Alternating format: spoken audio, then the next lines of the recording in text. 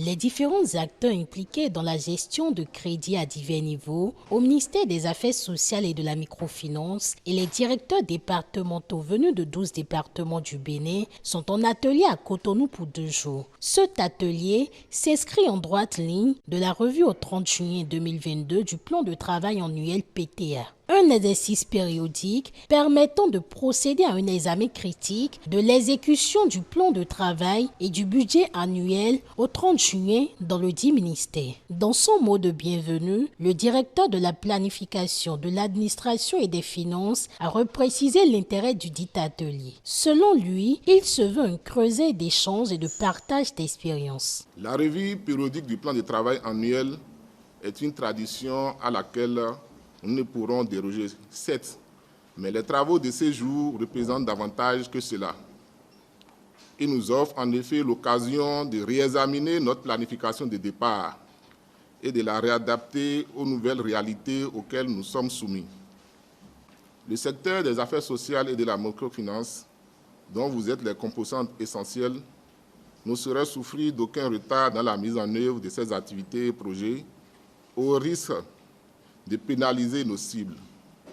Il est donc impératif que nous prenions au cours de cette revue les mesures qui s'imposent pour rattraper le grand retard accusé au cours du premier semestre.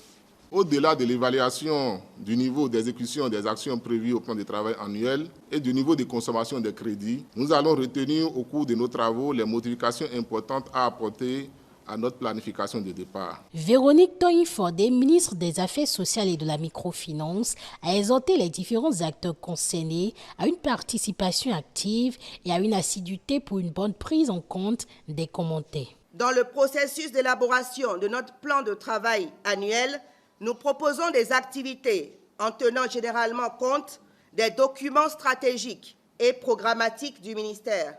Mais malgré ce fait, il est à remarquer que les résultats ne sont globalement pas à la hauteur des attentes. Je voudrais, au regard de ce constat connu de tous, que nous changions de méthode, de conception et de travail pour éviter les conflits d'attribution et la chasse à des intérêts individuels, afin de mobiliser les énergies et les ressources pour l'atteinte des objectifs qui sauront satisfaire l'intérêt général. Pour le compte de ce premier semestre, nous avons atteint globalement des taux d'exécution physique et financière respectifs de 28,42% et 19,82%. Un résultat très peu reluisant et pas encourageant au regard des ressources mises à notre disposition pour le compte de l'année 2022.